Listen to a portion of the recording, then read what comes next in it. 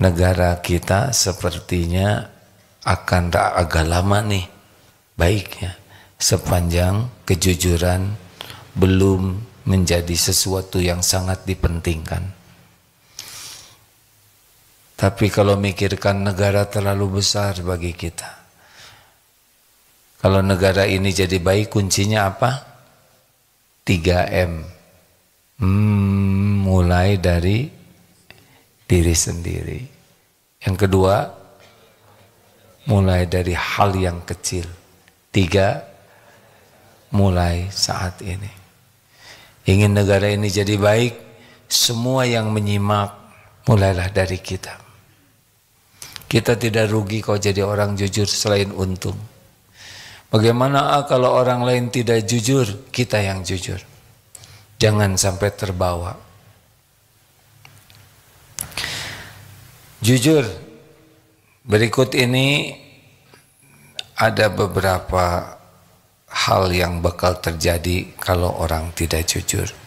1, orang yang tidak jujur, dia tidak akan pernah bahagia hidupnya, tidak akan tenang. Kenapa? Secara syariat, orang yang tidak jujur itu untuk bohong aja capek. Apalagi kalau kurang pinter ya. Udah kurang pinter ngebohong capek.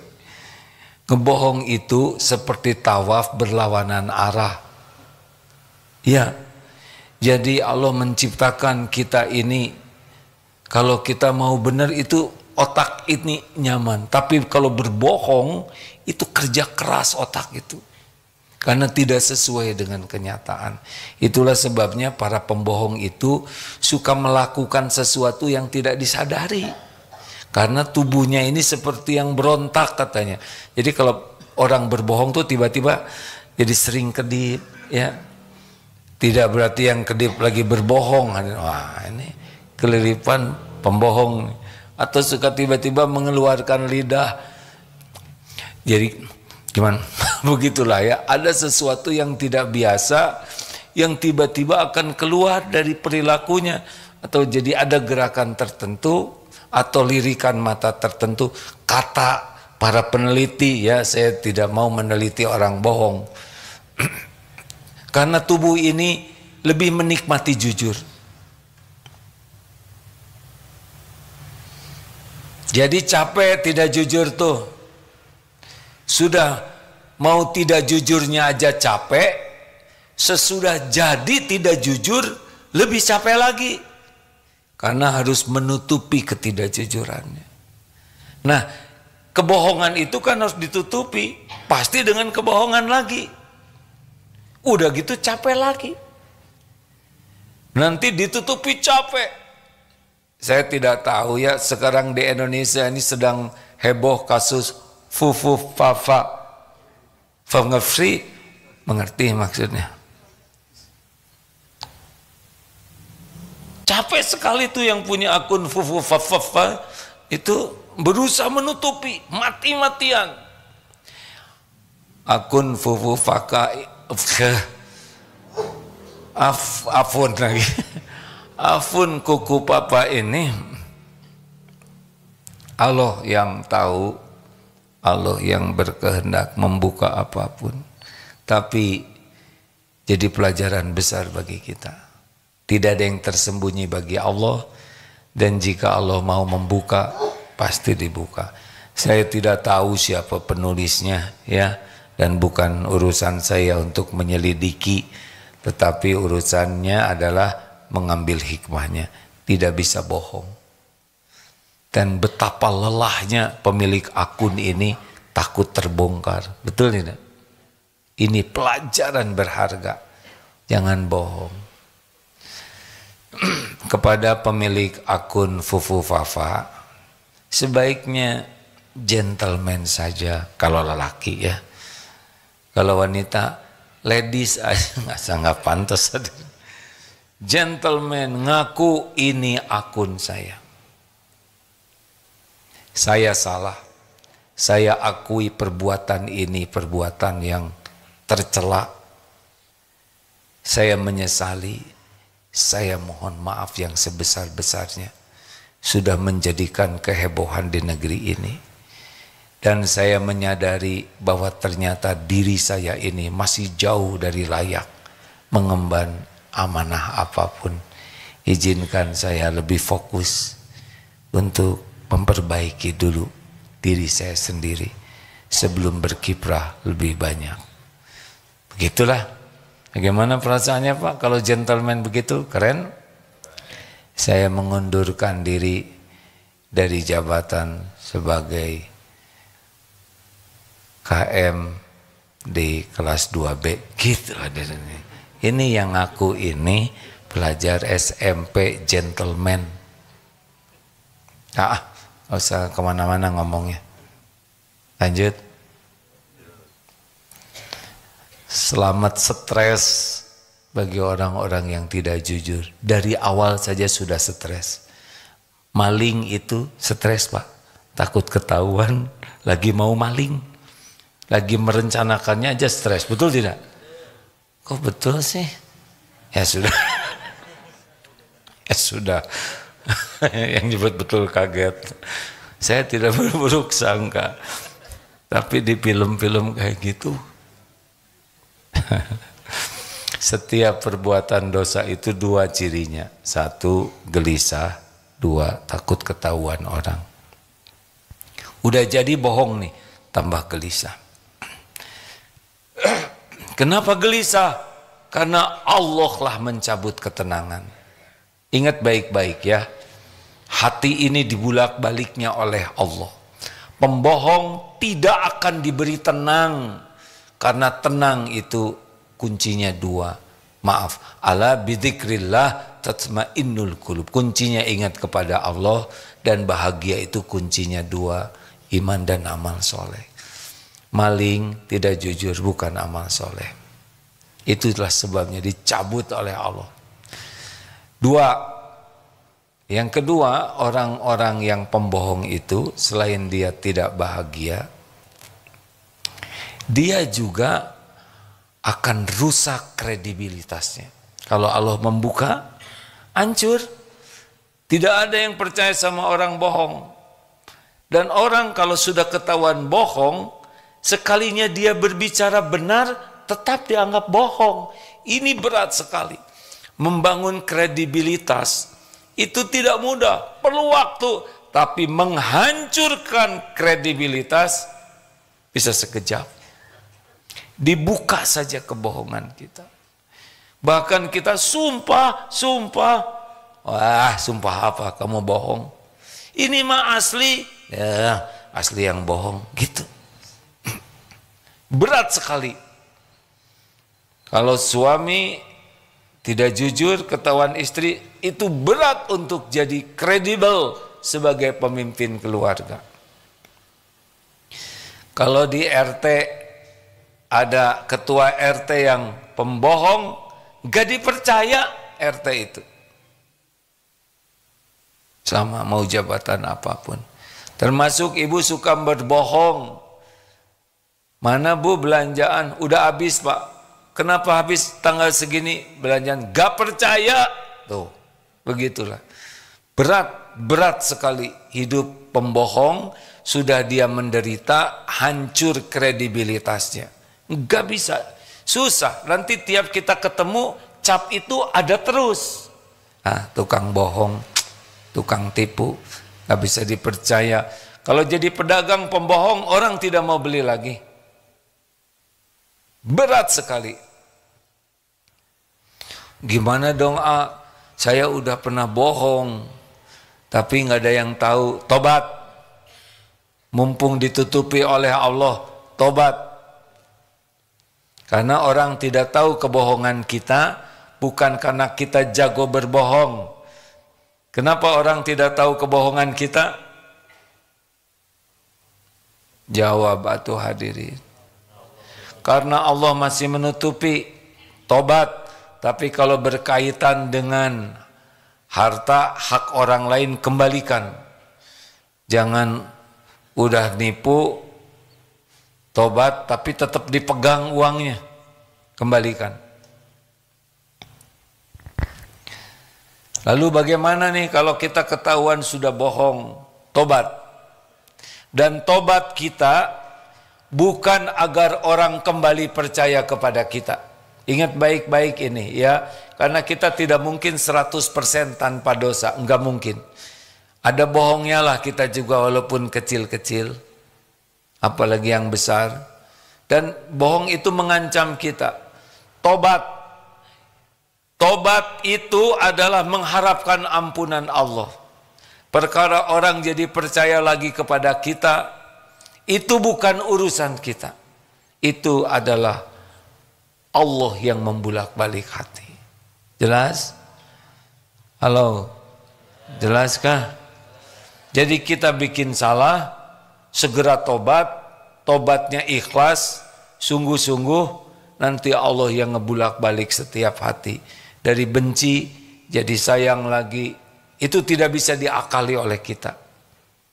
Makanya kalau mau tobat, tobat yang benar-benar taubatan nasuha. Takut kepada Allah, takut mati dalam keadaan dosa, takut mati dalam keadaan bergelimang dosa. Perkara orang lain tidak percaya ke kita sedunia, sok ajalah, nggak apa-apa. Bukan nggak apa-apa. Perkara orang lain tidak percaya, bukan itu yang terpenting bagi kita. Yang terpenting bagi kita, Allah mengampuni. Mana yang paling berbahaya bagi kita? Terbukanya aib, tidak diampuni oleh Allah. Jawab. Ya, kita berharap aib kita ditutup. Tetapi yang lebih penting dari ditutup adalah dihapus oleh Allah. Gimana kalau aib kita terbuka? Tobat. Dia ngebuka aib saya, apa perlu kita balas? Apa perlu kita balas? Kita buka lagi aib dia? Justru gara-gara aib kita sempat terbuka, itu pasti sedikit lah. Allah sudah tahu kok, kalau aib kita dibuka semua, hancur-hancuran luar biasa. Dikit dibuka, itu pengantar tobat. Kalau ada orang yang membuka aib kita, dan kita bisa tobat, maka sebetulnya kita harus berterima kasih dengan doakan kebaikan bagi yang membuka aib. Berapa banyak orang jadi tobat gara-gara aib kebuka, benar? Orang yang ngebuka aib kasihan, dia dapat dosa, tapi kita dapat pahala dari tobat. Harusnya kita doakan kebaikan, jangan balas dengan membuka aib orang lain. Di sini susah jadi pekerjaan, susah dipercaya, dan hidup para pendosa itu cenderung rentan, badannya gampang sakit karena stres terus, ya. Ini mau ke villa, tok tok tok, bilangin kalau ada petugas KPK, hati-hati. Tiba-tiba tok tok tok, siapa tuh? Ada petugas P3K. Hah, KPK? Bukan Pak, P3K. Orang pembohong itu stres, lempeng aja. Katanya orang tidak jujur aja susah dapat rezeki, apalagi jujur. Tunggu yang satu ini. Bagaimana Mim? Guru kita sudah tersambung? Sudah tersambung. Sudah menyampaikan? Alhamdulillah. Terima kasih Pak Mita Farid, 5:30. Beliau istiqomah, usianya sudah di atas 80, tapi semangat terus berdakwah. Luar biasa. Semoga Allah memberikan usia panjang penuh dengan kebaikan, kesehatan lahir batin, dan diberikan istiqomah dalam iman, dalam amal soleh, dan semoga Allah melindungi beliau dan keluarganya dan dijadikan seluruhnya jadi ahlul jannah. Amin ya rabbal alamin.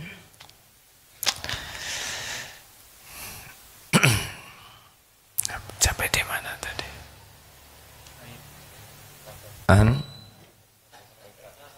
KPK. Oh iya, ada yang ngajak makan. Suatu saat sedang makan diperkenalkan, ini teman saya pengusaha, rajin ke masjid, tahajud, baca Quran, sedekah, kata teman yang mengantarkannya, wah selamat ya, tolong doakan, saya sedang dipanggil KPK, kan begitu. Lalu beliau juga cerita, sebelum dipanggil KPK ada susah ke masjidnya, susah tahajudnya, susah sedekahnya. Jadi dipanggil KPK itu bencana atau nikmat? Nikmat. Mau dipanggil KPK? Sudahlah, jalanin saja hidup ini. Sebetulnya ada beberapa tanda-tanda kebohongan ini ya. Satu, orang kehilangan kepercayaan kepada kita. Wah, berat, kalau nggak dipercaya tuh nggak enak sekali. Reputasi kita juga buruk. Susah orang mau berinteraksi dengan normal kepada kita. Dan saat yang sama, selain stres, kita juga jadi minder. Karena kita tahu kita ini pembohong, na'udzubillah. Tidak nyaman aja hidupnya tuh, tegang terus. Lalu kebohongan bisa memutuskan relasi, baik dalam keluarga, dengan tetangga, dalam bisnis. Dan orang-orang yang pembohong itu juga akan kerja keras untuk bohong terus. Seperti kalau punya utang, kan penyakit orang yang punya utang itu ngegampangin janji. Saat yang sama mudah berbohong. Berat sekali, kasihan yang berhutang itu. Iya, minggu depan saya bayar. Padahal dia belum kepikir untuk bayar. Nanti bohong lagi. Itu tidak bahagia sama sekali.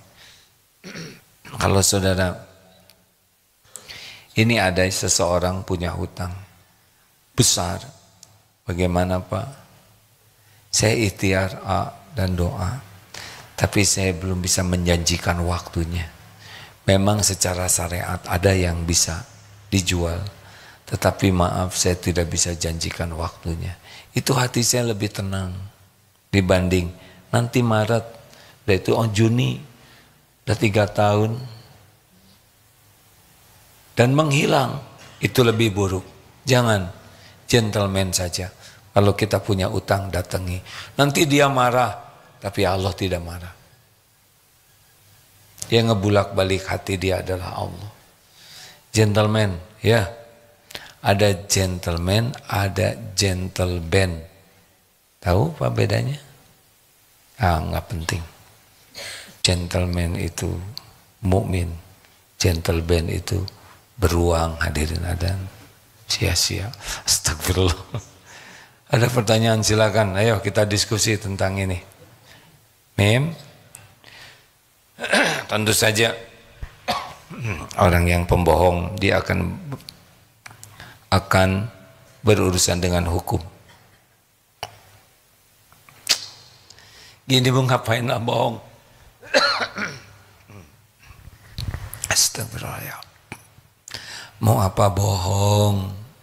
Allah udah tahu. Mau apa bohong? Rezeki semuanya Allah yang punya. Mau apa bohong? Rezeki semuanya Allah yang menguasai. Jujur saja. Penjahat juga Allah yang ngasih rezeki tapi tidak barokah. Mau diapain sih? Kan? Jujur saja dalam menjemput rezeki. Mau apa bohong? Allah melihat kita setiap saat.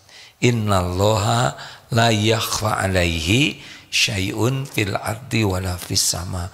Sesungguhnya bagi Allah tidak ada yang tersembunyi baik di bumi maupun di langit. Yang punya rezeki itu Allah. Nggak usah pakai licik, tidak usah pakai bohong, tidak usah pakai tipu-tipuan, lempeng aja. Penipu Allah yang ngasih rezeki, koruptor Allah yang ngasih rezeki, orang jujur juga Allah yang ngasih rezeki. Bedanya orang jujur bahagia, yang tidak jujur dikasih tapi tidak barokah, sengsara, hina, celaka. Jujur, ya. Bagaimana jual motor ini? Nggak usah pakai bohong. Ini motor tahun 2012 sudah pernah turun mesin, pernah juga kerendam pada waktu banjir, dan juga ini pernah Pak, ini bukan motor kuatan Pak, pernah nabrak benteng waktu itu. Yang bannya belum diganti udah gundul, tapi kalau mesin baru diganti oli. STNK 2 bulan lagi habis. Begini keadaannya. Ini bagus karena sudah dicuci bersih. Wah, Dek, sejujurnya saya tidak tertarik kepada motornya. Karena motor ini kelihatannya memerlukan banyak perawatan ulang. Tapi saya ingin beli karena tertarik kepada kejujuran Ade. Allah yang ngebulak-balik hati, betul? Kenapa Ade jujur? Karena saya tahu Pak, bahwa Allah sedang mendengarkan ucapan saya.